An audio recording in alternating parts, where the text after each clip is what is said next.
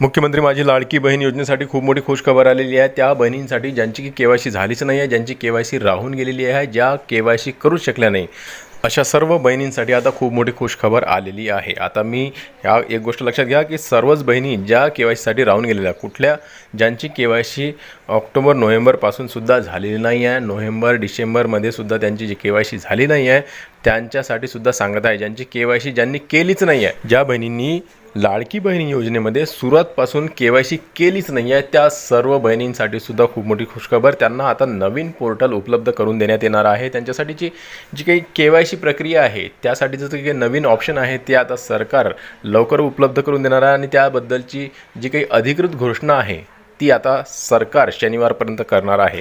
याबद्दलची सविस्तर माहिती जाणून घेऊया आजच्या व्हिडिओमध्ये। नमस्कार, मी देवानंद गव्हांदे आणि आपण बघत आहात टेक्निकल मराठाजी। तर ताईंनो, तुमच्यासाठी खूप मोठी खुशखबर आलेली आहे। तुम्हाला माहिती असेल की आपण या अगोदर सुद्धा जे काही व्हिडिओज बनवलेले आहेत लाडक्या बहीण योजनेबद्दल आणि केवायसी बद्दल, ते आपल्या चॅनलवर उपलब्ध असतील। तुम्ही जर बघितले नाही तर तुम्ही ते बघून घ्या। आपण सुरुवातपासूनच ज्यामध्ये की डिसेंबर 2025 मध्येच केवायसी संपली होती आणि खूप साऱ्या बहिणी राहून गेलेल्या होत्या। सुमारे 70 लाख बहिणी केवायसी करण्याचं राहून गेलेल्या आहेत। काही 20-25 लाख लाडक्या बहिणींची केवायसी चुकलेली होती किंवा मग इतर कारणांमुळे त्यांनी केवायसी त्यांच्या करताच आली नाही। अशा सर्व बहिणींना आता जे काही 31 डिसेंबर 2025 पर्यंत मुदतवाढ होती आणि त्यानंतर त्यांना कुठल्याही प्रकारचं ऑप्शन नव्हतं। परंतु सरकारकडून ऑप्शन कधी मिळणार, आपल्याला मुदतवाढ पुन्हा मिळायला पाहिजे, असं सर्व बहिणींचं एक मागणी होती। आणि इतर सोशल मीडियावर जे काही तुम्हाला माहितीच असेल की सर्वांनीच सांगण्यास सुरुवात केली होती की आता ऑप्शन मिळणार नाही आहे, 70 लाख बहिणी बाहेर होणार, त्यांना बाद करण्यात येणार, अशा प्रकारची माहिती समोर आलेली होती। परंतु आपलाच एक चॅनल असं होतं की ज्यांनी सर्व लाडक्या बहिणींना धीर दिला, ज्यांची केवायसी झालीच नाही आहे, ज्यांची केवायसी चुकली होती, अशा सर्व बहिणींना आपण धीर दिला ना। आपल्या चॅनलच्या माध्यमातून आपण सांगण्याचा प्रयत्न केला की तुम्ही टेन्शन घेऊ नका, चिंता करू नका, तुम्हाला पुन्हा मुदतवाढ मिळणार आणि आपण ठामपणे सांगितलं आहे की तुम्हाला मुदतवाढ सरकारला द्यावीच लागणार आहे। कारण की यामध्ये चुकी सर्वतः शासनाची होती। शासनाने जे काही पोर्टल चालू केलेलं होतं की केवायसीसाठी, ते पोर्टल व्यवस्थित चालायचं नाही। त्यांच्या पोर्टलवरून OTP लवकर यायचा नाही।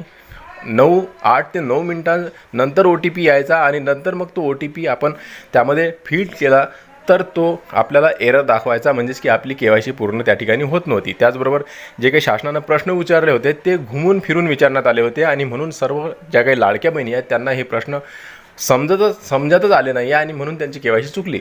त्यांनी ऑप्शन जे काही होते त्यामध्ये चुकीचे निवडले आणि त्याचमुळे त्यांची जी केवायसी आहे ती राहून गेली किंवा मग चुकलेली होती। तर अशा 70 लाख बहिणी राहून गेलेल्या त्या केवायसीसाठीच्या, आणि आपण आपल्या चॅनलच्या माध्यमातून सरकारला सुद्धा सांगण्याचा प्रयत्न केला आहे की 70 लाख बहिणींना तुम्हाला पुन्हा ही केवायसीचं जे काही पोर्टल आहे चालू करावंच लागणार आहे। पण सरकारनं काय केलं की या अगोदर मुदतवाढ तर दिली, 31 मार्च 2026 पर्यंत मुदतवाढ देण्यात आली। आणि कधी दिली या अगोदर त्यांनी म्हटलं होतं, आदिताई तटकरेंचं ट्विट तुम्ही जर बघितलं असेल तर आपल्या चॅनलवर तो व्हिडिओ उपलब्ध आहे।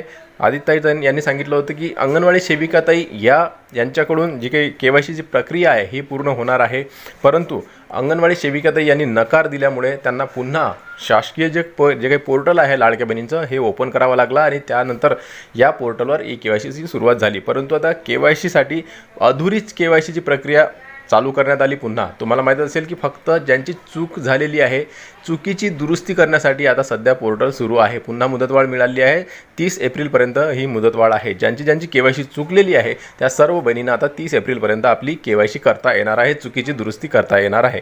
मग आता राहिला प्रश्न, ज्यांची केवायसी झाली नाही आहे, ज्या बहिणी केवायसी करूच शकल्या नाही किंवा मग इतर काहीही कारणांमुळे त्यांची केवायसी झालीच नाही आहे, अशा सर्व बहिणी ज्यांची की केवायसी सुरुवातपासूनच झाली नाही आहे, मग ते ऑगस्टपासून असो, सप्टेंबरपासून असो की नोव्हेंबर डिसेंबरपासून असो, तर त्या सर्व बहिणींना आता पुन्हा सरकारला एक ऑप्शन द्यावाच लागणार आहे। त्यांना पुन्हा केवायसीसाठीचं जे काही पोर्टल आहे ते ओपन करावं लागणार आहे। म्हणजेच की आता चुकीची दुरुस्तीसाठीच ओपन आहे, बाकी लाडक्या बहिणी त्यामध्ये केवायसी करू पाहतात परंतु त्यांची केवायसी होत नाही आहे, कारण की त्यांच्यासाठी ऑप्शनच नाही आहे। ऑप्शन फक्त ज्यांची केवायसी चुकली आहे त्याच बहिणींसाठी आहे आणि त्यांची चुकीची दुरुस्ती सध्या पोर्टलवर होत आहे। आता ज्यांची केवायसी झालीच नाही आहे त्यांच्यासाठी आता मे महिन्यात पोर्टल उघडणार आहे, त्यांच्यासाठीचा बदलाव या पोर्टलवर करण्यात येणार आहे आणि नंतर त्यांच्यासाठी हे नवीन ऑप्शन उघडल्यावर मग मात्र ज्यांची केवायसी झाली नाही आहे त्या सर्व बहिणींना इथं केवायसी करता येणार आहे। आता याचा एक अंदाज आदिताई तटकरे यांनी दिलेला आहे। आपण बार बार आपले मागचे व्हिडिओ तुम्ही संपूर्ण बघत चला. त्यामध्ये आदित्यताई तटकरेंनी काय काय म्हटलं आहे मी सर्व सांगितलं आहे आणि सविस्तर त्यांचं म्हणणं काय आहे नेमकं हे मी तुम्हाला समजावण्याचा प्रयत्न केला आहे. तर आदित्यताई तटकरे यांनी स्पष्ट सांगितलेलं आहे की 30 एप्रिल 2026पर्यंत ज्यांची चुकीची दुरुस्ती करण्याचं काम आहे ते पोर्टलवर चालू आहे. ज्यांची KYC चुकली होती त्यांना हे ऑप्शन देण्यात आलं आहे आणि त्यांची चुकीची दुरुस्ती चालू आहे. यापुढे आम्ही आणखीनही यामध्ये बदलाव करणार आहोत आणि पुन्हा आणखीन नवीन ऑप्शन देणार आहोत पोर्टलमध्ये. आणि ज्यांची KYC राहिलेली आहे त्यांना आता मे महिन्यापासून आपली KYC करता येणार आहे. म्हणजे एकूण काय तर सरकारला ही KYCमध्ये बदलाव करून जे काही पोर्टल आहे त्यामध्ये बदलाव करून ज्यांची KYC झालीच नाही त्या बहिणींना सुद्धा ऑप्शन द्यावं लागणार आहे. आणि तुम्ही चिंता करू नका बहिणींनो, तुम्हाला ऑप्शन देणारच आहे सरकार, कारण की सरकारच्या चुकीमुळे तुमची KYC राहिलेली आहे. तुमची काहीही चुकी नाही आहे. तुम्ही आपली KYC करू नाही शकला कारण की यामध्ये तुम्हाला एकतर माहीतच नव्हतं नेमकं KYC कोणची करायची. आणि त्याचबरोबर सरकारनं एक जनजागृती विशेषतः व्यवस्थितरित्या केली नाही आहे जेणेकरून लाडक्या बहिणींना ते समजलंच नाही आहे. बरं ठीक आहे, ते झालं. आणि बाकी जे राहिलेल्या बहिणी त्यांची KYC जे काही OTP तो लवकर यायचा नाही, पोर्टल लवकर खुलायचं नाही. शेवटच्या तारखेपर्यंत खूप साऱ्या लाडक्या बहिणी एकसाथ या पोर्टलवर आपली KYC करताना हे KYCचं जे काही पोर्टल आहे हे लवकर उघडायचं नाही, कारण की त्यावर पोर्टलवर ताण खूप सारा येत होता असल्यामुळे खूप साऱ्या बहिणींची KYC या ठिकाणी राहिलेली आहे. म्हणजे ही जी काही प्रक्रिया आहे आणि ही जी काही समस्या आहे, ही जी काही समस्या उद्भवलेली आहे ही सर्व शासनामुळे उद्भवलेली आहे. शासनानं या अगोदरच 4-5 महिन्यांचीच महिन्यापासूनच KYCला सुरुवात करायला पाहिजे होती आणि आरामशीर सर्व लाडक्या बहिणींना यामध्ये आपली KYC करता आली असती. परंतु 1 ते 2 महिन्यांमध्ये ही KYC प्रक्रियासाठी सरकारनं सांगितलं आणि त्यामध्ये सरकारनं एवढ्या मोठ्या लाखो बहिणी आहेत ज्यामध्ये की 2.5 कोटी महिलांचा समावेश आहे लाडकी बहीण योजनेमध्ये. तर तुम्ही विचार करू शकता की 2.5 कोटी महिला या 3 महिन्यांमध्ये आपली KYC करत आहेत. तर एवढ्या लवकर त्यांची KYC होत नाही, त्यांच्यासाठी आणखीनही टाईम पाहिजे, वेळ पाहिजे. आणि म्हणूनच पोर्टलवर दबाव किंवा ताण आल्यामुळे पोर्टल चालत नव्हतं आणि OTPसुद्धा लवकर यायचा नाही. त्यामुळेच खूप साऱ्या बहिणी म्हणजेच की जवळपास 70 लाख बहिणी ह्या KYCसाठी राहून गेलेल्या होत्या. आता सध्यासुद्धा असं समजून घ्या की 70 लाखच्या आसपास 60 ते 70 लाख बहिणी अजूनही राहिलेल्या आहेत KYC करण्याच्यासाठी. तर आता तुम्हाला हे ऑप्शन मिळणार आहे.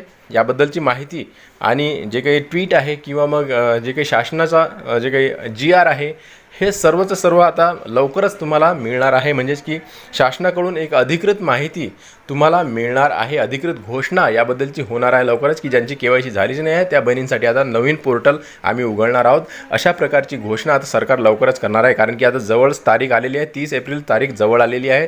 जवळपास 5-6 दिवस राहिलेले आहेत, 8-10 दिवस राहिलेले आहेत आणि आता सरकारला या शनिवारपर्यंत आपली घोषणा करावीच लागणार आहे.